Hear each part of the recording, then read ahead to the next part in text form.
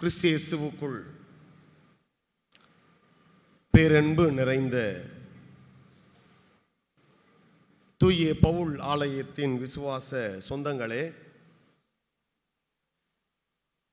மீண்டும் ஒரு முறை உங்களுக்கு ஆண்டவரும் மீட்பருமாகிய இயேசு கிறிஸ்துவின் திருப்பெயரிலே என்னுடைய வாழ்த்துக்களையும் தோத்திரங்களையும் நான் மகிழ்ச்சியுடன் தெரிவித்துக் கொள்கிறேன். ஆண்டவர் தருகிற இந்த புதிய பலத்தோடு புதிய ஆற்றலோடு அவர் நமக்கு தந்திருக்கிற அழைப்பை புதுப்பித்துக் கொள்வதற்கு இந்த வழிபாடுகளின் வழியாக ஒரு சிறப்பான வாய்ப்பினை தந்திருக்கிறார். அந்த வாய்ப்பினை மீண்டும் மீண்டும் நாம் பெற்றுக்கொண்டு ஆண்டவருடைய அழைப்பினை புதுப்பித்துக் கொள்ளவும், அந்த அர்ப்பணிப்பை நாம் உணர்ந்து அதற்காக நாம் நம்மையே மீண்டுமாக புது அர்ப்பணம் செய்து கொள்ளவும் ஆண்டவர் இந்த வசந்த காலங்கள் என்று சொல்லப்படுகின்ற லெந்து நாட்களை நமக்கு தந்திருக்கிறார். நம்முடைய இந்த சாம்பல் புதன்கிழமை வழிபாட்டிலே நான் சொன்னேன், வசந்தம் என்பது, வசந்த காலம் என்பது அனல் காலங்கள் துவக்கத்தை அது நமக்கு நினைவுபடுத்துகிறது. வெளியில் அவ்வளோ அனல் இருக்கு. இந்த வாரத்திலிருந்து நமக்கு அனல் காலங்கள். வசந்தம் என்று சொன்னால் அனல் தான்.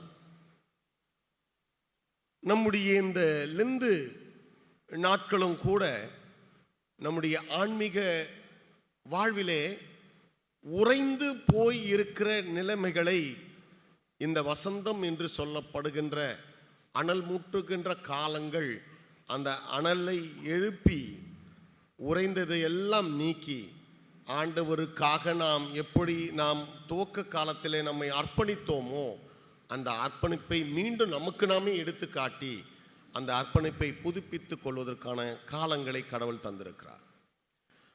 ஆகவேதான் இந்த நாட்களிலே சிறப்பாக நம்முடைய உலக திருச்சபை மாமன்றும் இந்த லெந்து நாட்களில் தான் ஜெப நாளை, உலக ஜெப நாளை வைப்பது, வலியுறுத்துவது வழக்கம். அது முழுக்க முழுக்க இந்த உலக ஜெப நாள் யாரிடத்துல அதை கொடுப்பாங்கன்னா, திருச்சபை மரபுப்படி பெண்கள் இடத்துல தான் கொடுப்பார்கள். ஆனால் தான் ஒவ்வொரு ஆண்டும் இந்த பெண்கள் ஐக்கிய சங்கத்தினர் இந்த உலக ஜெப நாளை வருகிற இந்த நமக்கு மார்ச் 8 என்னது பெண்கள் நாள், உலக சர்வதேச பெண்கள் நாள். அதோடு இணைந்து இந்த உலக ஜெப நாளாக அனுசரித்து ஜெபிக்கின்ற ஒரு நாளாக இதை மாற்றுவார்கள். ஆகவே அந்த பொறுப்பினை பெண்கள் ஐக்கிய சங்கத்திடம் அவர்கள் எடுத்துக்கொள்வார்கள். ஏனென்றால் அதிகமாய் இந்த ஆலயத்திலே ஜெபித்து ஊழியங்களை நிறைவேற்றுவதற்கான வல்லமையை நமக்கு பெற்று தருகிறவர்கள் நம்முடைய பெண்கள் ஐக்கிய சங்கத்தினர். எல்லா சபைகளிலும் இது தவறாமல் நடந்தேறி வருகிறது. ஆகவே அது ஒட்டி தான் இன்றைய நாளுடைய செம்பொருளும் நமக்கு தரப்பட்டிருக்கிறது. Persistence in prayer. செம்பொருள் பெர்சிஸ்டன்ஸ் இன் பிரேயர். ஜெபத்தில் தளராமை. தளராமை, ஜெபத்தில் தளராமை. நாம் பல நேரங்களிலே பல விஷயங்களிலே நாம் தளர்ந்து போனவர்களாக காணப்படுகிறோம். எதில் வேணும்னாலும் நாம் தளர்ந்து விடலாம். ஆனால் ஜெபிப்பதில் நாம் தளர்ந்து போகாமல் இருக்க வேண்டும் என்பதை குறித்த ஒரு கருத்தினை வலியுறுத்துகின்ற ஒரு செம்பொருளை நமக்கு தென்னிந்திய திருச்சபை சென்னை பேராயத்தினுடைய அருளுரை மரபு இன்றைக்கு நமக்கு தந்திருக்கிறது. ஜெபத்தில் தளராமை. எடுத்தவர்கள் படியுங்கள். 1 தெசலோனிக்கேயர் 5ஆம் அதிகாரம் 17வது வசனத்தை யாராவது படியுங்கள். இடைவிடாமல் ஜெபம் பண்ணுங்கள். அதான், தளராமல் ஜெபம் பண்ணுங்கள், தொடர்ந்து ஜெபம் பண்ணுங்கள். அப்போ இடைவிடாமல் ஜெபம் பண்ணுங்கள் என்று சொல்லப்படுகின்ற நோக்கம் என்ன? எப்படி நாம் இடைவிடாமல் ஜெபிப்பது? அப்போ இடைவிடாமல் என்ற இங்கு சொல்லப்படுகின்ற அர்த்தம் என்ன? ஒருவேளை நேரத்தை சொல்லுதா? இடைவிடாமல் ஜெபம் பண்ணனா இடைவெளியே இல்லாமல் ஜெபம் பண்றதா? அப்போ எந்த அர்த்தத்தில், எந்த பொருளில் இடைவிடாமல் ஜெபம் பண்ணுங்கள் என்று இங்கே சொல்லப்படுகிறது? செம்பொருளும் அதுதான், தளராமல் ஜெபம் பண்ணுங்கள். ஆண்டவர் சொல்றாரு, சோர்ந்து போகாமல் ஜெபம் பண்ணுங்கள்.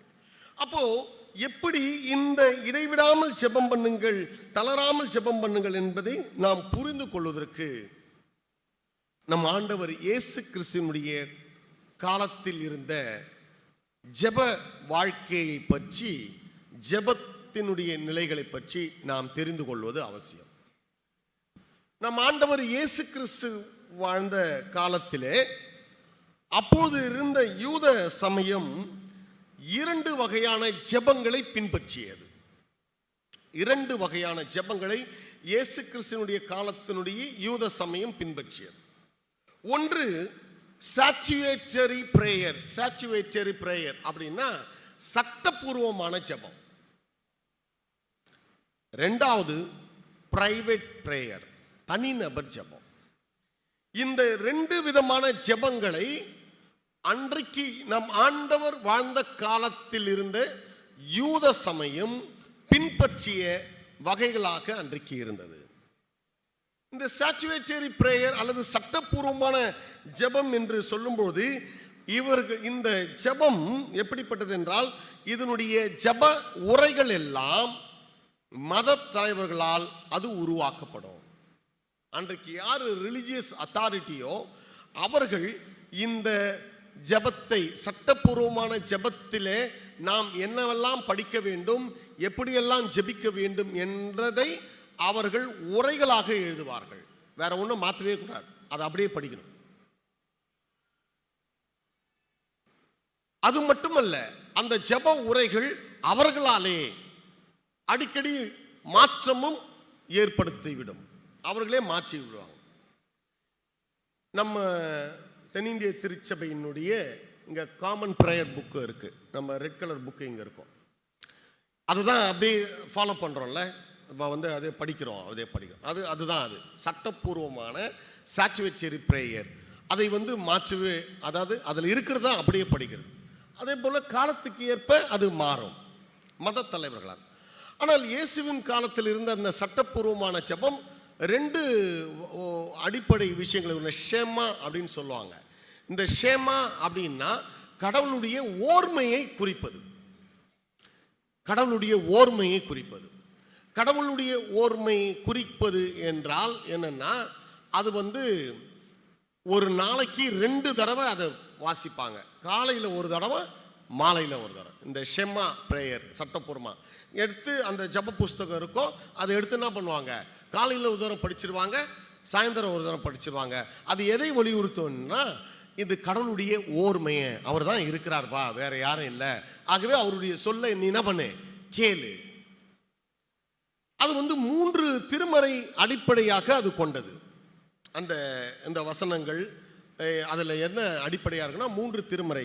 யாத்ராகமம் படிக்க வேண்டாம், உபாகமம் 6ஆம் அதிகாரம் 4 - 9 வரைக்கும், உபாகமம் 11ஆம் அதிகாரம் 13 - 21, அப்புறமா எண்ணாகமம் 15ஆம் அதிகாரம் 37 - 41.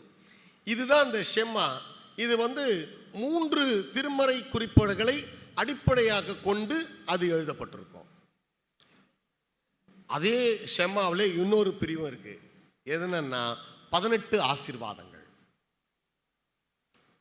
இது என்ன பண்ணுவாங்கன்னா, மேல சொன்னதை காலையிலும் மாலையிலும் இந்த 18 ஆசீர்வாதங்கள் இடம்பெற்றிருக்கிற அந்த பிரேயரை 3 வேளை படிப்பாங்க. காலையில, மத்தியானம், சாயந்தரம். இதுதான் இந்த சாச்சுவேட்டரி பிரேயர். நம்ம காமன் பிரேயர் மாதிரி இருக்கும். நம்முடைய காமன் பிரேயர்லையும் எல்லாத்துக்கும், வாழ்வுக்கும் மரணத்துக்கும் இடைப்பட்ட, பிறப்புக்கும் மரணத்துக்கு இடைப்பட்ட எல்லாமும் கூட அதே போல விண்ணுக்கு செல்லுகின்ற அது வரைக்குமான ஜபம் நம்முடைய காமன் பிரேயர்ல இருக்கு. சரி, 2வது தனிநர் ஜபம், பிரைவேட் பிரேயர். அன்னைக்கு இருந்தது. இது என்னன்னா, இந்த பிரேயர் வந்து தனிநபருடைய உணர்வுகளையும் விருப்பங்களையும் அது வெளிப்படுத்தும். ஃப்ரீயா பிரேயர் பண்ணிக்கலாம். ஒன்னு இந்த ஜெபத்தை என்ன பண்ணோம், சாச்சுரேட்டட் பிரேயர் கட்டாயம் எல்லா யூதர்களும் என்ன பண்ணோம், அந்த ஜெபத்தை படிக்கணும். அதே வேளையில என்ன செய்யணும்னா, தனிநபர் ஜெபமும் கட்டாயம் அவர்களுக்கு இருக்க வேண்டும். தனிநபர் ஜெபம் கட்டாயம் இருக்க வேண்டும். நான் இது படிச்சுட்டேன், இதை படிச்சுட்டு போயிட்டேன், ஆகவே நான் எனக்கு தனிநபர் ஜெபம் பிரைவேட் பிரேயர் தேவையில்லை அப்படின்லாம் சொல்லவே முடியாது. தனிநபர் ஜெபம் தேவை. அந்த ஜெபம் எப்படி இருக்குன்னா, அவர்களுடைய சொந்த உணர்வுகளையும் சொந்த விருப்பங்களையும் என்ன பண்ணலாம், சொந்த வார்த்தைகளையும் சொந்த நேரத்தையும் என்ன பண்ணிக்கலாம், எடுத்துக்கலாம். இவ்வளோ நேரம் தான் அதை படிக்கணும், காலையில் மத்தியானம் அப்படின்லாம் இல்லை. எவ்வளோ நேரம்னாலும் ப்ரேயர் பண்ணலாம். என்ன வார்த்தை சொல்லியும் ப்ரேயர் பண்ணலாம். தன்னுடைய உள்ளத்தில் இருக்கிறதுலாம் கொட்டி, தன்னுடைய எண்ணத்தில் இருக்கிறதுல எல்லாம் கொட்டி ஜெபம் பண்ணலாம். ஆனால் இங்கே தான் பிரச்சனை, இங்கே தான் பிரச்சனை வந்தது. இந்த தனிநபர் ஜெபம் செய்வதில் தான் பலவிதமான முறைகேடு இல்லாத காரியங்கள் ஜெபத்தில் வந்தது. அதனால தான் ஆண்டவர் சொல்றாரு, மத்தேயு 6ஆம் அதிகாரம் 5வது வசனத்தை வாசிங்க. அன்றியும் நீ ஜெபம் பண்ணும்போது மாயக்காரரை போல் இருக்க வேண்டாம். ஆமா, மாயக்காரன். என்ன நடந்துருச்சுன்னா, இந்த தனிநபர் ஜெபம் சும்மா ஒரு ஏமாத்துறதுக்காக, மற்றவங்க பார்வையில் இவர் பக்திமான் என்று சொல்வதற்காக ஒரு என்ன சொல்றது, பசப்பான ஒரு வெளிவேடம் போடுகின்ற ஒன்றாக அது மாறி போனது. வாசிங்க. மனுஷர் காணும்படியாக அவர்கள் ஜெப ஆலயங்களிலும் வீதிகளின் சந்திகளிலும் நின்று ஜெபம் பண்ண விரும்புகிறார்கள். அவர்கள் தங்கள் பலனை அடைந்து தீர்ந்ததென்று மெய்யாகவே உங்களுக்கு சொல்லுகிறேன். நீயோ ஜெபம் பண்ணும்போது உன் அறை வீட்டுக்குள் பிரவேசித்து உன் கதவை பூட்டி அந்தரங்கத்தில் இருக்கிற உன் பிதாவை நோக்கி ஜெபம் பண்ணு. அப்பொழுது அந்தரங்கத்தில் பார்க்கிற உன் பிதா வெளியரங்கமாய் உனக்கு பலன் அளிப்பார். அன்றியும் நீங்கள் ஜெபம் பண்ணும்போது அஞ்ஞானிகளைப் போல வீண் வார்த்தைகளை அளப்பாதேயுங்கள். அவர்கள் நிறைய வார்த்தைகளை போட்டு என்ன பண்ணாத, தேவையில்லாத அஞ்ஞானில அறிவுபூர்வமா இல்லாமல் நீங்க நிறைய வார்த்தைகளை போட்டு வாசிங்க. அவர்கள் அதிக வசனிப்பினால் தங்கள் ஜெபம் கேட்கப்படும் என்று நினைக்கிறார்கள். அதிக வசனிப்பினால், அதிகமான வார்த்தைகளை, அதாவது இங்க என்ன அதிகமான வார்த்தைன்னா தேவையில்லாத வார்த்தைகளை போட்டு என்ன பண்றாங்க, ஜெபம் பண்றாங்க அப்படின்னு சொல்றாரு. அப்பதான் ஆண்டவர் இங்க என்ன சொல்றாருன்னா, எப்படி ஜெபம் பண்ண வேண்டும், எப்படி ஜெபம் பண்ணக்கூடாது, அதான் சொல்றாரு. How to pray and how not to pray அப்படின்றத பத்தி இங்க சொல்றாரு. அப்போ நாம் எப்படி ஜெபிக்க வேண்டும். இந்த தனிநபர் ஜெபத்தில் இந்த பொதுவான ஜெபம் இருக்குது, இந்த பொதுவான ஆராதனையில் அது ஒரு காரியம் இல்லை. இப்ப பேசுறது நமக்குள்ள இருக்கிற ஒவ்வொருக்குள்ளும் இருக்கிற இந்த தனிநபர் ஜெபத்தை பற்றி ஆண்டவர் இங்கே பேசுகிறார். எப்படி ஜெபிக்க வேண்டும், எப்படி ஜெபிக்க கூடாது அப்படி சொல்லும் பொழுது அவர் சொல்றார். வாசிங்க, அந்த 9வது வசனத்தை வாசிங்க. நீங்கள் ஜெபம் பண்ண வேண்டிய விதமாவது, நீங்கள் போதுங்க ஜெபம் பண்ண வேண்டிய அதான் தலைப்பு ஜெபத்தில் தளராமை. ஏன் இன்னைக்கு நம்முடைய ஜெபத்துல, தனிநபர் ஜெபத்துல தளர்ந்து போறோம் அப்படின்றோம்னா, ஜெபத்துக்கு, தனிநபர் ஜெபத்திற்கு ஒரு விதம் இருக்கிறது. அந்த விதத்தை நாம் பின்பற்றாமல் நாம் அஞ்ஞானிகளைப் போல சொந்த வசனிப்பினால் நாம் வெவ்வேறு வகையிலே திசை திருப்பி நாம் ஜெபித்து கொண்டு வருகிறோம். ஆகவே எப்படி ஜெபிக்க வேண்டும் இங்க சொல்றாரு. அந்த ஜெபத்தை நீங்கள் ஜெபம் பண்ண வேண்டிய விதமாவது பரமண்டங்களில் அல்லது இவ்வாறு ஜெபியுங்கள். தனிநபர் ஜெபத்துக்கான விதத்தை இங்க சொல்றாரு. அப்ப இந்த இடத்துல என்ன சொல்றாருன்னா, நம்ம என்ன புரிஞ்சு கூடாதுன்னா, ஒன்னு நல்லா கவனிங்க. பரமண்டல ஜெபத்தை சொன்னாலுமே போதும் அப்படின்ட்டாரு ஆண்டவர் அப்படின்னு அர்த்தம் இல்லைங்க, அப்படி கிடையாது. அப்ப தனிநபர் ஜெபத்துல சுருக்கமா இதை மட்டும் லார்ட்ஸ் பிரேயர் மட்டும் சொல்லிட்டு போயிடலாம் அப்படின்னு அர்த்தத்தில் இங்க சொல்லல, விதத்தை சொல்லுகிறார். தனிநபராய் நாம் ஜெபிக்க வேண்டிய விதத்தை, வகையினை எந்த முறையில், எந்த வகையில், எந்த விதத்தில் நம்முடைய தனிநபர் ஜெபம் இருக்க வேண்டும் என்பதை விளக்குவதற்காக அவர் சொன்ன ஒரு மாடல் பிரே தான் எது? பரமண்டல ஜெபம். அப்போ தனிநபர் ஜெபத்திற்கான விதத்தை அவர் கொடுக்கிறார். பரமண்டல ஜெபம் மட்டும் சொன்னால் போதும் என்பது அல்ல, அந்த ஜெபத்தில் உள்ள விதத்தில் ஒவ்வொருவரும் தனிநபர் ஜெபத்திலே நாம் ஏறெடுக்க வேண்டும். இப்போ போலாம், அது என்ன விதம்? சரி, ஒன்னொன்னா போலாம். வாசிங்க முதல்ல. பரமண்டங்களில் இருக்கிற எங்கள் பிதாவே. போதும். முதல் விதம் பரமண்டலங்கள் இருக்கிற. அப்போ தனிநபர் ஜெபத்தினுடைய முதல் விதம் என்னன்னா ரிலேஷன்ஷிப். என்னது? ரிலேஷன்ஷிப். என்ன ரிலேஷன்ஷிப் இங்க இருக்குது? கடவுளை. ஆமா, நீ உன்னுடைய தனிநபர் ஜெபத்துல நீ முதல்ல என்ன செய்ய வேண்டும் என்றால், கடவுளுக்கும் எனக்குமான ஒரு ஆழ்ந்த உறவை நான் என்ன பண்ணி ஆகணும்? கட்டி எழுப்ப வேண்டும். அதுதான் ஜெபத்திலே, தனிநபர் ஜெபத்திலே நாம் அஞ்ஞானிகளைப் போல வீணான வார்த்தைகளை எல்லாம் சொல்லக்கூடாது. தனிநபர் ஜெபத்திலே இங்கே சொல்லுகிறது என்னன்னா, கடவுளை தந்தையாக இங்கே பாவிக்கின்ற ஒரு நெருக்கமான உறவை நாம் கட்டி எழுப்ப வேண்டும். ஏனென்றால் பழைய ஏற்பாட்டினுடைய இறையில் முழுவதுமாக கடவுளை தந்தையாக பாவிக்கின்ற பார்வை பழைய ஏற்பாடு முழுவதும் இருக்குது. நம்ம பிள்ளைங்களுக்கு யாருக்குன்னா அபியேல் இருக்கா பேரு? அபியேல். அபியேல் அபியேல்னா என்னன்னா கடவுள் என் தந்தை. அது ஒரு மேஸ்குலைன், ஆண் பிள்ளைங்களுக்கு வைக்கிற பேர். அபிஜா, அவுஜால அபிஜா. அபிஜாவும் எது? காட் இஸ் மை ஃபாதர், கடவுள் எனக்கு தந்தை. இன்னொரு பேர் எலியாப், அதுவும் பாருங்க, கடவுளே என் கடவுளே என்னுடைய தந்தை என்று சொல்கிறார். ஆகவே இங்கே எல்லா இடங்களிலும் கடவுளுக்கும் அவரை வழிபடுகின்ற விசுவாசிகளுக்கும் நெருங்கிய உறவு ஒரு பேரண்டல் ரிலேஷன்ஷிப்பாக இங்கே பாவிக்கப்படுகிறது. அதனால வாசிங்க, உபாகமம் 36:2 வாசிங்க. உபாகமம் 36:2.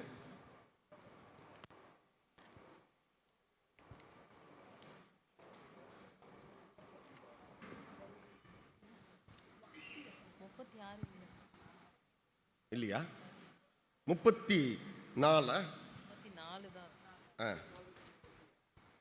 யாத்ராகமம் 4:22 வாசிங்க.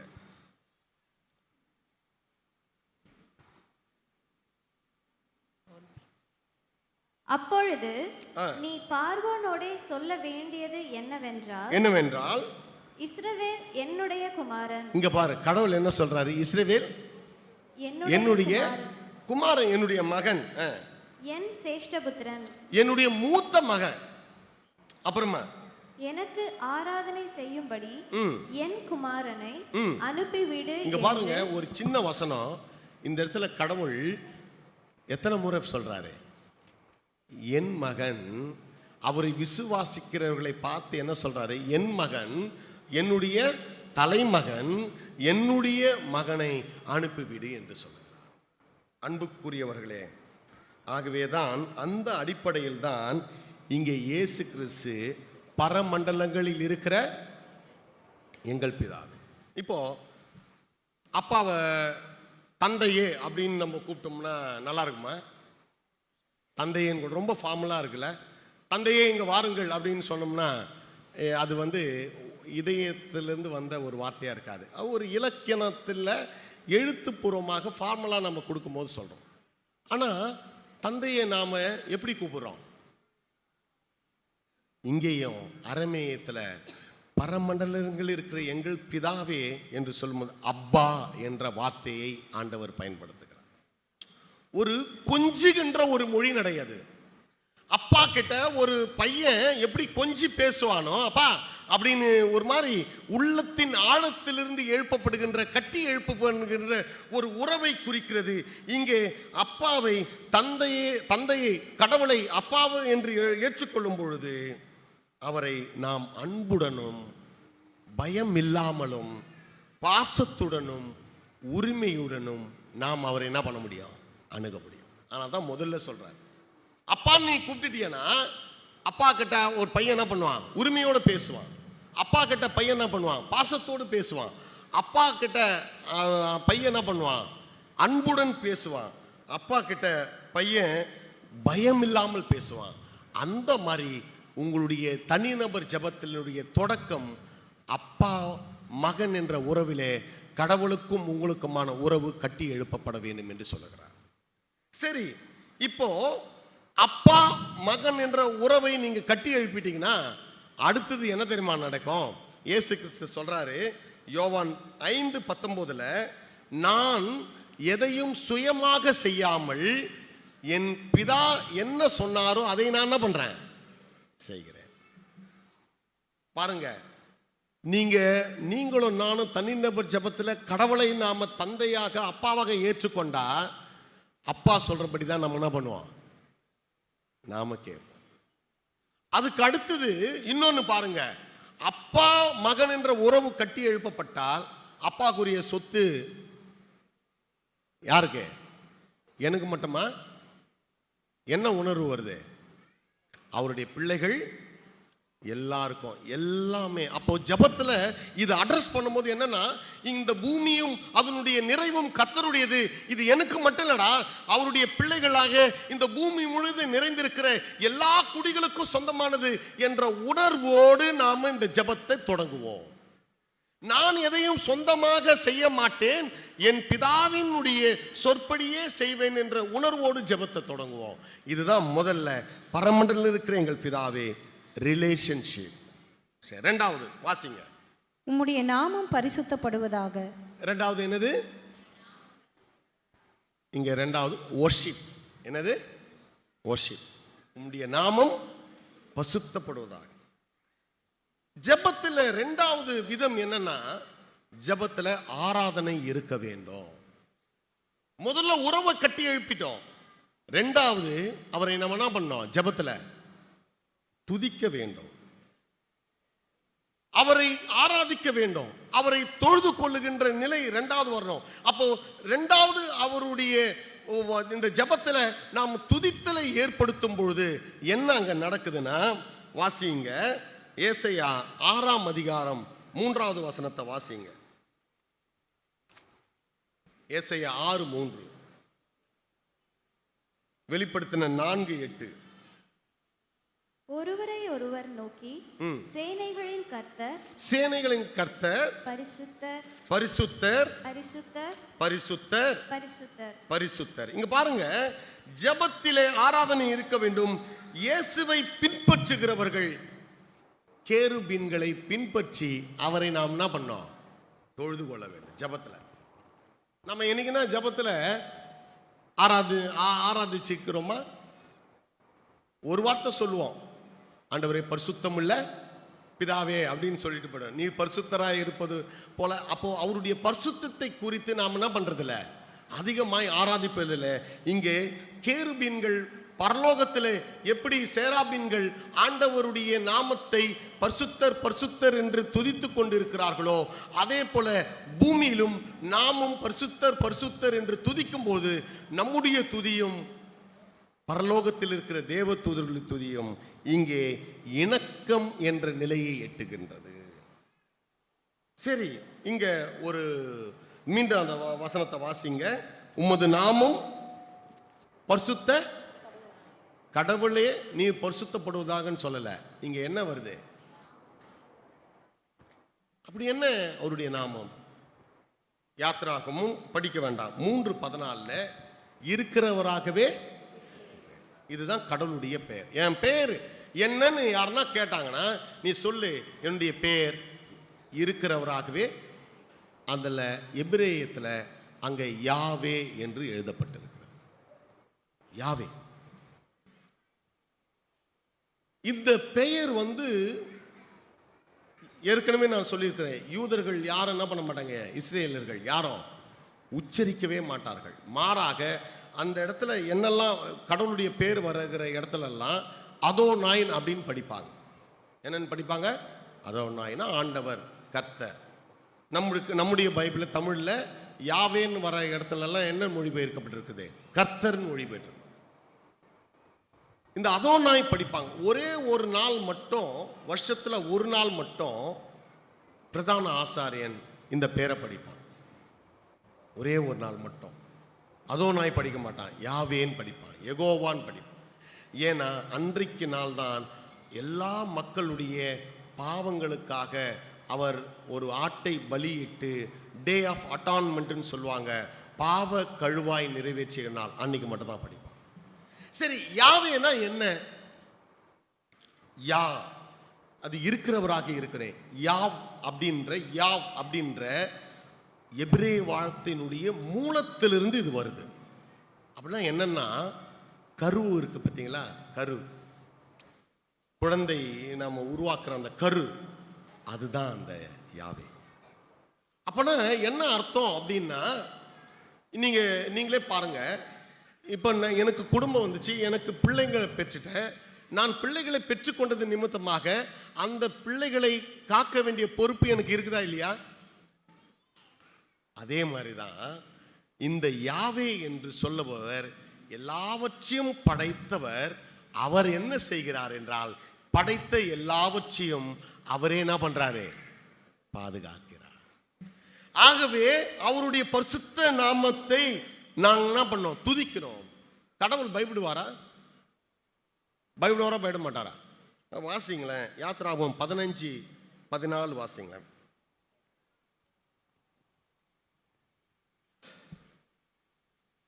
ஜனங்கள் அதை கேட்டு தத்தளிப்பார்கள். பெலிஸ்தியாவின் குடிகளை திகில் பிடிக்கும். யாத்திராகமமா? பார்வோனின் ரதங்களையும் அவன் சேனைகளையும் சமுத்திரத்திலே தள்ளிவிட்டார். அவனுடைய பிரதான அதிபதிகள் சிவந்த சமுத்திரத்தில் அமிழ்ந்து போனார்கள்.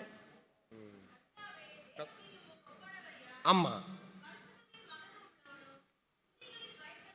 என்ன சொல்றாரு? துதிகளில் ரொம்ப முக்கியமானது. துதிகளில் பயப்படத்தக்கவர் யாரு?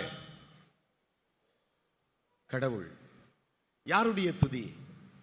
நாம துதி எடுப்ப அவர் வந்து அப்படியே ஒரு அச்சம். அதை பற்றி இன்னொரு நாள் பேசலாம். இது கடவுளே பயப்படுறாரு அப்படின்றத வச்சு நம்ம இன்னொரு நாள் பேசலாம். ஆனால் கடவுள் துதிகளை விரும்புவர் மட்டுமல்ல, அந்த துதிகள் நிமித்தமாக ஒரு அச்சத்துக்குள்ளாகிறவராகவும் இருக்கிறார். இங்கே என்ன சொல்லுகிறோம் என்றால், இங்கே 2வது உமது நாமம் பரிசுத்தப்படுவதாக என்று சொல்லும்போது பரிசுத்தத்தை புகழ்ந்து அவருடைய பரிசுத்தத்தை தேட வேண்டும். நம்முடைய ஜெபம் 2வது அதுதான் வொர்ஷிப். வொர்ஷிப்னா என்னன்னா, அவருடைய பரிசுத்தத்தை புகழ்ந்து அவருடைய பரிசுத்தத்தை தேட வேண்டும். 3வது வாசிங்க. உம்முடைய ராஜ்யம் வருவதாக. உம்முடைய ராஜ்யம் வருவதாக. 3வது ஃபர்ஸ்ட் ரிலேஷன்ஷிப், 2வது வொர்ஷிப், 3வது என்னன்னா சிட்டிசன்ஷிப். இந்த சிட்டிசன்ஷிப் பற்றி உங்களுக்கு எல்லாருக்கும் தெரியும். என்னது? அது குடியுரிமை. நான் எல்லாரும் இந்திய குடியுரிமை பெற்றிருக்கிறேன். நம்ம இங்கிருந்து வெளிநாட்டு போனால் கூட நமக்குடைய எண்ணம் நமக்கு என்னவா இருக்கும்? நான் ஒரு இந்தியன் என்ற அந்த குடியுரிமை பெற்றவர்களாக நாம் இருப்போம். அதே போல இங்கே என்ன சொல்லணும்னா, ஆண்டவர் இயேசு கிறிஸ்துவை ஏற்றுக்கொண்டு அவர் மூலமாக பிதாவை வழிபடுகிற நாம் எல்லாரும் அவருடைய ராஜ்யத்தை பிரஸ்தாபப்படுத்துகின்ற ஒரு குடியுரிமை பெற்றவர்களாக நாம் இருக்கிறோம் என்ற உணர்வை நம்முடைய ஜெபத்தினுடைய 3ஆம் விதத்தில் நாம் வெளிப்படுத்த வேண்டும். 3வது நிலை. நீ யாரு? ஜெபத்துல நான் சொல்றது, ஆண்டவரே நான் யாருன்னா, உம்முடைய ராஜ்யத்தை இந்த பூமியில நான் என்ன பண்ண வந்திருக்கிறேன்? பிரஸ்தாபப்படுத்த வந்திருக்கிறேன் என்று ஜெபத்தில் நாம் உணர்ந்து ஜெபிக்க வேண்டும். நான் யாரு? நான் வெறும் கிறிஸ்டியனு, நான் உனக்கு பிள்ளை அப்படின்னு நம்ம சொல்லிட்டோம். 2வது நீ பரிசுத்தர், அந்த பரிசுத்தத்தை எனக்கும் தாங்கன்னு நம்ம தொழுதுட்டோம். 3வது எனக்குன்னு ஒரு கடமை இருக்குது. நான் இந்த பூலோகத்தில் இருந்தாலும் பரலோகத்தில் குடியுரிமை நான் பெற்றிருக்கிறேன். அதான் ஞானஸ்நானம் எடுக்க போகும்போது இங்க வந்து நிற்கும் போது நம்ம சொல்றோம், இவர்கள் விண்ணரசரின் உறுப்பினர்களாகவும் அந்த வசனம் முதல் வசனமே அப்படிதான் இருக்கும். இவர்கள் விண்ணரசனின் உறுப்பினராகவும் பரலோக ராஜ்யத்தினுடைய குடியுரிமை பெற்றவர்களாகவும். அப்படி பரலோக ராஜ்யத்தினுடைய குடியுரிமை பெற்றிருக்கிற நீங்களும் நானும் நம்முடைய ஜெபத்தில் ஜெபிக்கும் போது, ஆண்டவரே அந்த ராஜ்யத்தை நான் இங்கே கொண்டு வருவதற்கு நான் என்னை அர்ப்பணித்திருக்கிறேன். ஏனென்றால் இயேசு கிறிஸ்து மீண்டும் வருவார். எப்போ வருவார்? இயேசு கிறிஸ்து மீண்டும் வருவது தான் நம்ம என்ன சொல்றோம்? மாரநாதா. அந்த மாரநாதானுடைய அர்த்தத்துக்கு பின்னால் இருக்குது என்ன தெரியுமா? மாரநாதானா மீண்டும் வருவார் அப்படின்னு மட்டும் கிடையாது. என்ன அர்த்தம்னா, இதோ சிலுவையில் அறைந்து அவர் மாண்டு 3ஆம் நாள் உயிர்த்தெழுந்து மகிமையோடு உயிர்த்தெழுந்து அவர் பரமேறி சென்று மீண்டும் அவர் திரும்பி வருவார். அப்படி திரும்பி வருகின்றதற்கு முன்பதாக அவருடைய பேரிலே ராஜ்யம் பிரஸ்தாபப்பட்டிருக்கும். சரி, அவர் போயிட்டாரு. அப்போ இங்க யார் ராஜ்யத்தை பிரஸ்தாபப்படுத்து? ஆனால் தான் நம்ம ஜெபிக்கும் போது சொல்றோம், உம்முடைய ராஜ்யம் வருவதானா. அப்ப ஜெபத்துல நம்ம என்ன தெரியுமா உணர்ந்து ஜெபிக்கணும்? உம்முடைய ராஜ்யத்தை கட்டுறதுக்கு நேத்து நான் என்னெல்லாம் செஞ்சேன் சொல்ல முடியுமா? போன வாரம் முழுவதும் ஒரு புது வாரம் இன்னைக்கு ஞாயிற்றுக்கிழமை ஆரம்பிக்குது. நாளையிலிருந்து 6 நாள் இருக்குது. இந்த 6 நாளைக்கும் உம்முடைய ராஜ்யத்தை கட்டுகின்ற வேலையை நான் என்னெல்லாம் செய்ய போகிறேன்? உம்முடைய ராஜ்யம் வருவதாக. மாரநாதா வெறுமே வந்துருவார் மட்டும் இல்ல, அவர் வருவதற்கு முன்பதாக இந்த ராஜ்யம் வருவதற்காக எவ்வளவு பாடுகளை பட்டு சிலுவையில் மரித்து அவர் அடக்கம் பண்ணப்பட்டு 3ஆம் நாள் உயிர்த்தெழுந்து மகிமையோடு உயிர்த்தெழுந்து பரமேறி சென்று மீண்டும் வருவாருன்னு நம்ம சொல்றோமே. அவர் வருவதற்கு முன்பதாக ராஜ்யம் பிரஸ்தாபப்பட்டு இருக்க வேண்டும். அந்த ராஜ்யத்தை கட்டி எழுப்பதற்கு கடந்த வாரத்தில் அதை தான் பாவமாக இங்கே அறிக்கையிடுறோம். போன வாரம் ஃபுல்லாக உம்முடைய ராஜ்யத்தை கட்டுறதுக்கு ஒரு சின்ன வேலை கூட செய்யலை. சரி, வேலையை விட்டுரு சாமி, யோசனை கூட செய்யலை சாமி, அதை விட்டுருங்க. என் காலம் அதை நோக்கி கூட ஓடலை, அதை விட்டுருங்க. என்னுடைய வாயின் வார்த்தைகளை அதுக்காக கூட என்ன பண்ணல, ஜெபிக்கல, பேசல. ஜெபத்தின் 3வது நிலைமை, உம்முடைய ராஜ்யம் வருவதாகனா, அந்த ராஜ்யம் வருவதற்காக என்னை இங்கே வைத்திருக்கிறீர். நான் அந்த ராஜ்யத்தினுடைய உறுப்பினராக இருந்து நான் செய்ய வேண்டும் என்பதை ஜெபத்திலே நாம் தெரிவிப்பது. 4வது வாசிங்க. உம்முடைய சித்தம் பரமண்டலத்திலே செய்யப்படுவது போல பூமியிலேயும் செய்யப்படுவதாக. உம்முடைய சித்தம் பரமண்டலத்தில் செய்யப்படுவது போல பூமியிலேயும் செய்யப்படுவதாக. இது என்னன்னா பார்ட்னர்ஷிப். கொஞ்சம் ஸ்லோவா தான் இதை கொண்டு போக முடியும். ஆனா நேரத்துக்கு நான் முடிச்சிடறேன். கூட்டாளிகள், பார்ட்னர்ஷிப்னா பங்காளிகள் சொல்லலாம் அல்லது கூட்டாளிகள் சொல்லலாம்.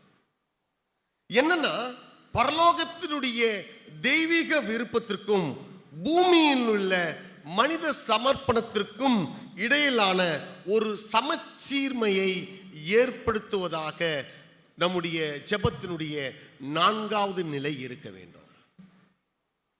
நான் கொஞ்சம் யோசித்து பார்க்கிறேன், இங்க நான் செய்யறது மேல இருக்கிறவரோடு ஒத்து போதா? ஏன்னா நான் என்ன சொல்லி இருக்கிறேன்? ஜெபத்தினுடைய முதல்ல நான் என்ன சொல்லி இருக்கிறேன்? கடவுளை அப்பாக்கும் பையனும் ஒரே வீட்டில் இருக்கிறோம், ஒத்து போதா? இதுதான் இங்கே இருக்கிற 4வது கேள்வி. ஆண்டவரே, நான் செய்த செயல்கள் எல்லாம் உம்முடைய பரலோகத்திலே நீர் என்னெல்லாம் சித்த வைத்திருக்கிறோம் அந்த சித்தத்துக்கு நேராக இருக்கிறதா என்று நம்முடைய தனிநபர் ஜெபம் இருக்க வேண்டும். அதனால ஆண்டவர் சொன்னாரு, 2 புதல்வர்கள் ஓமையை சொன்னாரு. மூத்தவன் ஒருத்தன், இளையவன் ஒருத்தன். மூத்தவன் என்ன பண்றான்? எப்பா வருது, நீங்க நான் போக மாட்டான்றான். பையன், சின்ன பையன் கிட்ட என்ன சொல்றாரு? எப்பா நீயாவது வயலுக்கு போப்பா. அப்பா நான் என்ன பண்றேன்? ஆனா யார் போனது? மூத்தவன் போனான். இளையவன், மூத்தவர் இயேசு கிறிஸ்து போனாரு. இளையவர்கள் நீங்களும் நானும் போனோமா? ஆனா ஆண்டவர் சொல்றாரு, வரி தண்டுவோரும் ஆயக்காரர்களும் பாவிகளும் விபச்சாரக்காரர்களும் என்ன பண்றாங்க, மூத்தவன் இயேசுவோடு கூட சேர்ந்து பங்காளிகளா ஆயிட்டாங்க. ஆனா நீ இளைய மகனா போறேன்னு சொல்றோம். ஒவ்வொரு வாரமும் இங்க வந்து சொல்றோம், இளைய மகனை போறேன், அப்பா நான் போறேன், அப்பா நான் போறேன், இந்த முறை ஒரு முறை என்னை விட்டுருங்க, இந்த ஒரு முறை என்னை மன்னிச்சிருங்க, இந்த ஒரு முறை நான் போறேன் அப்படின்னு போறேன் என்று அவங்களுடைய சித்தத்தின்படி நான் செய்கிறேன், ராஜ்யத்தை கட்டுகிறேன் என்று நாம் வாக்குறுதி கொடுக்கிறோம். ஆனால் இளையவனை போல போகாமல் இருக்கிறோம். மூத்தவன் அவர் ஜெபித்தாரு, இந்த பாத்திரம் என்னை விட்டு நீங்க கொடுமானால் எனக்கு வேணாம், நான் எதுக்காக என்ன அனுப்புறீங்க, சாவறதுக்கு அனுப்புறீங்க. ஆனால் ஆண்டவர் மூத்தவர் செய்து முடித்தார். அதனால்தான் பார்ட்னர்ஷிப். இப்போ அதனால்தான் இயேசு பவுலும் சொல்றார், வாசிங்க 1 பேதுரு 5ஆம் அதிகாரம் 1வது வசனம். 1 பேதுரு 5:1. உங்களில் உள்ள மூப்பருக்கு உடன் மூப்பனும் கிறிஸ்துவின் பாடுகளுக்கு சாட்சியும் இனி வெளிப்படும் மகிமைக்கு பங்காளியுமாய் இருக்கிற நான். ஆமா, என்னது எதில் பங்காளி? கிறிஸ்துவினுடைய பாடுகளில் சாட்சியோ, இனி வெளிப்படும் மகிமைக்கு பங்காளியுமாய். அந்த பாடுகள் நிமித்தமாக வெளிப்படுகின்ற மகிமையினுடைய பங்காளி. ஆமா, அந்த மகிமையிலே பங்காளியாக போறோம் நீங்களும் நானும். அதுக்கு முன்னாடி நம்ம என்ன பண்ணணும், அவருடைய பாடுகளிலே பங்கேற்கிறோம். பங்காளி, பார்ட்னர். யாரு பார்ட்னரு? கிறிஸ்துவும் அவரை பின்பற்றுகிற நாமும் இருவரும் பார்ட்னர், அவருடைய பாடுகளில் பார்ட்னர். நிறைய வசனம் இருக்கு, அதுக்காக பவுல் சொல்றார் பாருங்க. 1 கொரிந்தியர் 9:23 வாசிங்க. 1 கொரிந்தியர் 9:23. சுவிசேஷத்தில் நான் உடன் பங்காளி ஆகும்படி. ஆமா, ஒன்னு பாடுகளில் பங்காளி, இன்னொன்னு எதுல பங்காளி? ஆமா, சுவிசேஷத்தை அறிவிப்பதில் பங்காளி. அப்போ உம்முடைய சித்தம் பரமண்டத்திலே செய்யப்படுவது போல பூமியிலும் செய்யப்படுவது என்றால் அவருடைய சுவிசேஷத்தை அறிவிக்கின்ற பங்காளிகளாக நாம் இருக்கிறோமா? அதனால்தான் ஆண்டவர் சொன்னாரு, மனம் திரும்புங்கள் பரலோக ராஜ்யம். ஆமா, அவருடைய அதான் சுவிசேஷம். யாருக்கெல்லாம் சுவிசேஷம் சொல்லணும்னா, மனம் திரும்புப்பா, பரலோக ராஜ்யம் இன்னும் சீக்கிரத்தில் வரப்போகுது. ஏனென்றால் உன்னுடைய என்னுடைய பாவங்களுக்காக என்ன பண்ணார் இயேசு? சிலுவையில் மரித்து அவர் என்ன பண்ணாரு? உயிர்த்தெழுந்தார். அதுதான் சுவிசேஷம். இந்த சுவிசேஷத்தை அறிவிப்பதிலே நாம் பங்காளிகளாகவும், அந்த சுவிசேஷத்தை அறிவிப்பதின் நிமித்தமாக நமக்கு வருகிற பாடுகளிலே கிறிஸ்துவனுடைய பங்காளிகளாகவும் நாம் இருக்கிறோம். இப்போ 4 முடிஞ்சது. 5வது, அதுக்கு அடுத்தது வாசிங்க. எங்களுக்கு வேண்டிய ஆகாரத்தை இன்று எங்களுக்கு தாரும். ஆமா, எங்களுக்கு வேண்டிய ஆகாரத்தை இன்று எங்களுக்கு தாரும். ஸ்டூவர்ட்ஷிப், ரிலேஷன்ஷிப்பு, 2வது வொர்ஷிப்பு, 3வது சிட்டிசன்ஷிப்பு, 4வது பார்ட்னர்ஷிப், 5வது ஸ்டூவர்ட்ஷிப். ஸ்டூவர்ட்னா யாருன்னு உங்களுக்கு தெரியும், பணியாளர். பணியாளர், நாம பணியாளராக இருக்கிறோம். மொத்தம் 7 வருது இந்த பரமண்டல ஜபத்தில், மொத்தம் 7 வருதுல. அதுல 4 கடவுளுடைய புகழ்ச்சிக்குரிய ஒன்று, 2 குமாரனுடைய அருள் வாழ்வை குறித்தது 2, ஒன்று தான் உடல் சார்ந்த தேவையை குறித்து. அதுதான் என்னது? எங்களுக்கு வேண்டிய. ஆனா நம்ம தனி ஜபம் இதுக்கு அப்படியே டாப்ஸி டர்வி மாத்தி அப்படியே நம்முடைய உடல் சார்ந்த தேவைகளை அதிக நேரம் எடுத்துக்கிறோம். அதனால தான் ஆண்டவர் சொல்றாரு, நீங்க என்ன பண்ணுங்க, தேவையில்லாம ஜெபிக்க வேண்டாம். உங்களுடைய தேவைகள் ஜெபிப்பதற்கு முன்பே உங்களுடைய தேவை என்ன என்பதை அவர் அறிந்திருக்கிறார். அதனால உடல் சார்ந்த தேவைகளுக்காக நம்ம தனி நம்பர் ஜெபத்துல நிறைய நேரம் பண்றோம். ஆனால் இங்க இந்த பரமண்டல ஜெபத்துல ஆண்டவர் ஒரே ஒரு இடத்துல தான் சொல்றாரு, அன்றன்று உள்ள ஆகாரத்தை இன்று எங்களுக்கு தாரும், இன்று தாரும். ஆனா இங்க இந்த இடத்துல ஒரு சின்ன விளக்கம் மட்டும் தேவை. மகே அப்படின்ற அரமேய வார்த்தை பயன்படுத்துறாங்க. மகே அப்படின்னா என்னன்னா, இன்றைய ஆகாரம் இல்லை, நாளைய ஆகாரம்.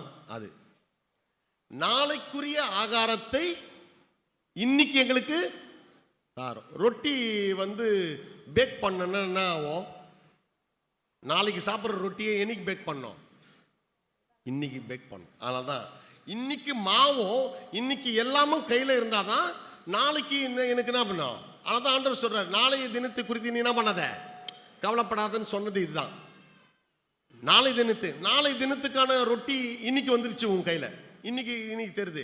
ஆனால் அந்தன்று நாளுக்கு அது பார்த்துக்கணும்னு சொன்னார். அப்போ இங்கே என்ன சொல்லப்படுகிறது என்றால், நாளைக்குரிய உணவுக்கான உறுதி இன்றைய நாளில் உறுதி செய்யப்படுகிறது. என்னன்னா, எதன் வழியானா, உணவு எதன் வழியாவது? உழைப்பு. ஒரு ஐயா இருக்கிறார், ஒவ்வொரு மாதமும் இங்கே ஜெபம் பண்ணுவார். அவருடைய ஜெப குறிப்பு என்ன தெரியுமா? இந்த மாதம் முழுவதும் உழைப்பதற்கான வாய்ப்பு எனக்கு வேணும்னு ஜெபிங்க. எனக்கு வாய்ப்பு வரணும், உழைப்பதற்கான வாய்ப்பு வரணும். அப்போ உழைப்பதற்கான வாய்ப்பை உருவாக்குபவர் யாரு? கடவுள். அப்போ நாம இங்க இந்த பூமியும் அதனுடைய நிறைவும் அவருடையது. எல்லா உடைமைகளும் நமக்கு கொடுத்திருக்கிறார். அதை பொறுப்புடன் பாதுகாப்பவர் யாரு? நாம தான். இதுல முதல்ல யாருக்குன்னா, முதல்ல குடும்பத்தினுடைய தலைவருக்கு. நீங்க தான் ஸ்டூவர்ட். உங்களுக்கு சில கடமைகள் இருக்கிறது. நீங்கள் உழைக்கின்ற உழைப்பை முழுவதுமாக குடும்பத்துக்கான ஆகாரமாகி நீங்கள் மாற்றுகிறீர்களா? 10,000 சம்பாதிக்கிறீங்க, 10,000 முழுவதும் குடும்பத்துக்கு வருதா? குடும்பத்தினுடைய தேவைக்கு வருதா? குடும்பம் முழுவதும் சாப்பிடுவதற்கு வருதா? அதுல எங்கன்னா குறைஞ்சு வச்சிருக்கீங்களா? கடவுள் கொடுக்கிற இந்த ஆசீர்வாதங்களை நீங்க வீணாக்காதீர்கள். அதே போல குடும்பத்தினுடைய தலைவிகளுக்கு வருகிற வருமானத்தை வீணாய் விரயமாய் ஆக்காமல், அந்த வருமானத்தை இன்று எங்களுக்கு கடவுள் கொடுத்திருக்கிறார்ப்பா, அதை வீணாக்காமல், அதை அழித்து போடாமல், அதை பாதுகாக்க வேண்டிய பொறுப்பு இருக்கு. அப்புறம் பிள்ளைங்களுக்கு, உங்களுக்கு எல்லாம் பிள்ளைங்களே, உங்களுக்கு எல்லாருக்கும் ஒரு பொறுப்பு இருக்கு. நீங்களும் ஸ்டூவர்ட் தான். நீங்க பிள்ளைகளாக இருப்பதே ஒரு பெரும் பொறுப்பு. அந்த என்ன தெரியுமா பொறுப்பு? படிக்கிறது மட்டும்தான் உங்களுடைய பொறுப்பே, வேற ஒண்ணும் இல்லை. அப்பாவுக்கு தான் பொறுப்பு இருக்கு, அம்மாவுக்கு தான் பொறுப்பு இருக்குன்னு இல்லை. கடவுள் எல்லாருக்கும் பொறுப்பை கொடுத்திருக்கிறார். அவருடைய கிருபையின் வரங்களை கொடுத்திருக்கிறார். அந்த வரங்களை வீணாக்காமல், எனக்கு என்னப்பா நான் படிக்கிறது, அதுதான் என்னுடைய கடமை, அன்றன்று வேண்டிய ஆகாரத்தை எங்களுக்கு தாரனா, கடவுள் கொடுத்திருக்கிற ஞானம், கடவுள் கொடுத்திருக்கிற அறிவு, கடவுள் உங்க அம்மா அப்பா வழியாக தந்திருக்கிற இந்த உலகத்தினுடைய தேவைகள், பாதுகாப்பான பயணங்கள், இது எல்லாவற்றையும், நல்ல ஆசிரியர்கள், நல்ல நண்பர்கள், நல்ல விளையாட்டு திறன், இது எல்லாம் கொடுத்திருக்கிறாரே. அதை வீணாக்காமல் நீங்கள் பொறுப்புடன் அதை பாதுகாக்க வேண்டும். அப்ப ஜெபத்துல, ஆண்டவரே இன்று இந்த உணவை எங்களுக்கு தாரோம் அப்படின்னா, எனக்கு ஒரு மாசம் உழைப்பை கொடுத்து ஊதியத்தை கொடுத்திருக்கிறீங்க, இதை நான் பாதுகாப்போடு, நான் முழுமையாய் ஞானத்தோடு வீணாக்காமல் நான் செலவு செய்யணும்னு ஜெபம் பண்ணி இருக்கிறோமா? அப்படி என்னெல்லாம் வீணாய் விரயமாய் நம்ம செலவு செஞ்சோமோ அந்த பாவத்தை நம்ம அறிக்கிட்டு இருக்கிறோமா? அதெல்லாம் பாவமே கிடையாது நமக்கு. ஸ்டூவர்ட்ஷிப் என்ற அந்த பொறுப்பை, இது கணக்கு கேட்பாரு. வசனம் இருக்கு பாருங்க, ரோமர் 14ஆம் அதிகாரம் 10, 11, 12 வாசிங்க, முடிக்கலாம்.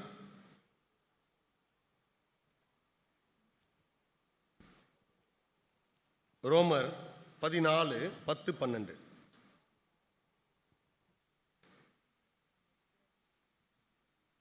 இப்படி இருக்க நீ உன் சகோதரனை குற்றவாளி என்று தீர்க்கிறதென்ன? நீ உன் சகோதரனை அற்பமாய் எண்ணுகிறதென்ன? நாம் எல்லாரும் கிறிஸ்துவனுடைய நியாயஸ்தானத்திற்கு முன்பாக நிற்போமே. ஆமா, அவருடைய நியாயஸ்தானத்துக்கு முன்பு நிற்க போகிறோம். கணக்கு கேட்பாரு. நீ மகனா இருக்கும்போது நான் உனக்கு கொடுத்திருக்கிற அந்த பொறுப்புகளை நீ வீணாக்கினாயா? நான் உழைப்பதற்கான எல்லாத்தையும் கொடுத்தேன், ஆகாரமாய் அதை மாற்றினாயா? அது உன்னுடைய குடும்பத்தினுடைய பராமரிப்புக்கு முழுமையாய் பயன்படுத்தினாயா?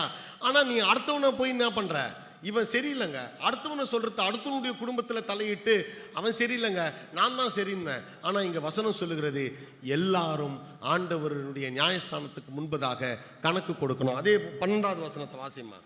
ஆதலால் நம்மில் ஒவ்வொருவனும் தன்னை குறித்து தேவனுக்கு கணக்கு ஒப்புவிப்பான். ஆமா, கணக்கு ஒப்புவிக்கணும். அதுக்கு அடுத்த வசனம் வாசிங்கம்மா. பரமண்டல எங்கள் கடனாளிகளுக்கு நாங்கள் மன்னிக்கிறது போல எங்கள் கடன்களை எங்களுக்கு மன்னியும். ஃபெலோஷிப். நாங்கள் எங்களுடைய கடனாளிகளுக்கு நாங்கள் மன்னிக்கிறது போல எங்கள் கடன்களை மன்னியும். இந்த கடன்னா காசு வாங்கிட்டு கொடுத்துறோம் அப்படின்ற அர்த்தம் இல்லை. பாவம். அரேமிய வார்த்தையில் அன்றைக்கு கடன் என்ற அந்த வார்த்தை தான் பாவத்திற்காக பயன்படுத்தப்பட்டது. லூக்கா அதை சொல்லியிருப்பார். எங்களுடைய குற்றங்களுக்கு பிறருடைய குற்றங்களை நாங்கள் மன்னிக்கிறது போல எங்கள் குற்றங்களை லூக்கா தெளிவாக சொல்லுவார். மத்தேயு தான் அந்த அரேமிய வார்த்தையை பயன்படுத்துகிறார். இது என்னன்னா பாவங்கள். இந்த பாவம் எப்படி வந்தது? யார் கூட்டுனால வந்தது? பிசாசு, ஆதாம், ஏவாள் இவர்களுடைய கூட்டுனாலே வந்தது. ஆனால் தான் அதே கூட்டுறவினாலே இந்த பாவத்தை ஒருவருடைய பாவத்தை ஒருவர் என்ன பண்ணோம்? மன்னிக்கணும். நேரடியாக போயிடுறேன். எபேசியர் 4:32 வசனத்தை வாசிங்க. எபேசியர் 4:32. ஒருவருக்கொருவர் தயவாயும் மன உருக்கமாயும் இருந்து கிறிஸ்துவுக்குள் தேவன் உங்களுக்கு மன்னித்தது போல நீங்களும் ஒருவருக்கொருவர் மன்னியுங்கள். முன்பு ஒரு முறை எனக்கு நினைவு இருக்கிறது, நானும் இதை சொல்லி இருக்கிறேன். டின் டவர் இடிக்கப்பட்டது, தெரியல உங்களுக்கு? 2 விமானங்கள் தீவிரவாதிகள் கடத்தி என்ன பண்ணாங்க? இரட்டை கோபுரத்தை, அமெரிக்காவின் இரட்டை கோபுரத்தை தகர்த்தெறிஞ்சாங்க. அதுக்கான ஒரு ப்ரேயர் மீட்டிங்கு அந்த நியூயார்க் நகரத்தினுடைய மேயர் நடத்துகிறார். அதில் இந்த பரமண்டல ஜபம் வருது. சொல்லினே வராரு அப்போ இருந்த அதிபர், அமெரிக்க அதிபர் ஜார்ஜ் புஷ். ஆனால் இந்த இடத்துல வந்த உடனே அவருடைய வாய் இதை நிறுத்தி கொள்ளுகிறது. மற்றவருடைய குற்றங்களை நாங்கள் மன்னிக்கிறது போல, அதான் கண்டிஷனல். நான் முதல்ல எனக்கு எதிராக ஒருத்தன் குற்றம் செய்ததை நான் மன்னிச்சிடுறேன், அப்புறமா நீங்க என்ன பண்ணுங்க? என் குற்றங்களை நீங்க மன்னிங்க. அதான் ஃபெலோஷிப்பு, கூட்டுறவு. பிசாசு இப்படிதான் ஒருத்தரை சேர்த்து கை கோர்த்து பாவம் செய்ய வைத்தான். இப்போ அந்த பாவத்தை முறியடிப்பதற்கு ஆண்டவரே, நானும் இன்னொரு மனுஷனும் சேர்ந்து அவருடைய பாவத்தை நான் மன்னிக்கிறேன், அவர் என்னுடைய பாவத்தை மன்னிப்பார். இது நாங்கள் 2 பேரும் செய்த இந்த பாவம் மன்னிப்பினாலே பரலோகத்தில் இருக்கிற நீயும். ஜார்ஜ் புஷ் அதை செய்யல. ஏன்னா அவருக்கு நல்லா தெரியும், முடிவு எடுத்துட்டாரு. என்ன பண்ணோம்? ஈராக் மீது படையெடுக்க வேண்டும். அந்த ஒரு சின்ன மன்னிப்பை அவர் சொல்லி இருந்தார் என்றால் லட்சக்கணக்கானவர்கள் கொல்லப்பட்டிருக்க மாட்டார்கள். இங்கே இறந்து போனார்கள், 2000 பேர் இறந்து போனார்கள், உண்மைதான். ஆனால் நாம் கிறிஸ்தவர்களாக கிறிஸ்துவனுடைய அன்பை நாம் பறைசாற்ற வேண்டிய கடமை மற்றவர்களை காட்டில் யாருக்கு அதிகமாக இருக்குது? நமக்கு. கடைசியாக வாசிங்க. எங்களை சோதனைக்குட்பட பண்ணாமல் தீமை நின்று எங்களை ரட்சித்துக் கொள்ளும். டிசைபிள்ஷிப். சோதனைக்குள் பிரவேசிக்காமல் தீமை நின்று எங்களை ரட்சித்துக் கொள்ளும். இன்னைக்கு கிறிஸ்தவர்களாக இருப்பதினாலே நமக்கு பலவிதமான சோதனைகள் வரும். அந்த சோதனைகளை வெல்லக்கூடிய ஆற்றல் நம்ம கிட்ட இல்லை. யார்கிட்ட இருக்கு? ஆண்டவருடைய வல்லமையை தான். அதான் சொல்லுவாங்க, சோதனைகள் விசுவாசிகளுக்கு சாரங்கள் போன்று சொல்லுவாங்க. ஒரு பில்டிங் கட்டுவதற்கு எது தேவை? சாரம் தேவை. சாரம் இல்லைன்னா உயரத்தை என்ன பண்ண முடியாது? எட்ட முடியாது. ஆகவே சோதனைகள் வந்தால்தான், சோதனைகள் வர வர வர நம்முடைய விசுவாச வாழ்க்கையினுடைய உச்சத்துக்கு நாம் செல்ல முடியும். விசுவாசிகளுடைய தகப்பன் என்று சொல்லப்பட்டவர் யாரு? ஆபிரகாம். கிட்டத்தட்ட ரபினிக் லிட்ரேச்சரில் சொல்கிறாங்க 10 சோதனைகள் அவருக்கு வந்ததாம். எத்தனை? அதில் கடைசி சோதனை தான் அவருடைய மகனையே கடவுள் பலி கேட்பதாக கேட்டு அதையும் கொடுக்க அவர் முன் வந்தார் என்று சொல்லப்படுகின்ற இறுதி சோதனை. அன்புக்குரியவர்களே, கிறிஸ்துவனுடைய சீடர்கள் என்பவர்கள் யார்னா, கடவுளுடைய ராஜ்யத்திற்காக நம்மையே இழக்க கொடுப்பது. அப்படிப்பட்ட சோதனை வந்தாலும் அந்த சோதனைக்காக நம்மையே இழக்க கொடுக்கும் போதுதான் நாம் சீடர்களாக இருக்கிறோம். இந்த 7 ஜெபம், இந்த ரிலேஷன்ஷிப்பு என்னென்ன சொன்ன கொஞ்சம் சொல்லுங்களேன். ரிலேஷன்ஷிப்பு, அப்புறமா வர்ஷிப்பு, அப்புறமா சிட்டிசன்ஷிப்பு, அப்புறமா பார்ட்னர்ஷிப்பு, அப்புறமா ஸ்டூவர்ஷிப், அப்புறமா ஃபெலோஷிப், அப்புறமா ஆமாம் டிசைபிள்ஷிப். இப்போ நான் கொடுத்த அந்த விளக்கெல்லாம் மறந்துடுங்க. ஒவ்வொன்றுத்துக்கும் நான் ஒரு விளக்கம் கொடுத்தேன், அதை மறந்துடுங்க, அது தேவையில்லை. ஆனால் உங்களுடைய ஜெபத்தில் கண்டென்ட் இப்படி தான் இருக்கும். உங்களுடைய தனிநபர், நம்முடைய தனிநபர் ஜெபத்தில் கண்டென்ட் இப்படி தான் இருக்கணும். ஆனால் தான் சொல்றாரு, நம்முடைய வில்லியம் மெக்கில் என்று சொல்லப்படுகின்ற ஒரு கடவுளுடைய மனுஷன் சொல்றாரு, தர்லராஜ ஜெபத்தின் மதிப்பு என்பது கடவுள் நமக்கு செவி சாய்ப்பார் என்பது அல்ல, கடவுளுக்கு நாம் செவி சாய்ப்போம். நான் சொன்னல, இடைவிடாத ஜெபம்னா என்ன தெரியுமா? தொடர்ந்து கண்டினியூஸா பிரேயர் பண்றது இல்ல. இந்த கண்டென்ட் 7 கண்டென்ட் நம்முடைய ஜெபத்தில் வச்சு ஜெபிக்க ஜெபிக்க ஜெபிக்க தளராமல் ஜெபிக்க இந்த தளராஜ் ஜெபத்தினுடைய ஒரு வேல்யூக்கு வருவோம். அந்த வேல்யூ என்ன எப்படி தெரியுமா இருக்கும்? கடவுள் என் ஜெபத்தை கேட்பார் அப்படின்றது இல்ல, நான் கடவுளுக்கு எல்லாவற்றிலும் செவி சாய்ப்பேன் என்ற ஒரு முதிர்ச்சி நிலையை எட்டுவோம். அந்த நிலையை எட்டுவதற்கு இந்த 7 நிலைகளை நீங்கள் பயன்படுத்திக் கொள்ளுங்கள். கர்த்தர் உங்களை ஆசீர்வதிப்பாராக. ஆமென்.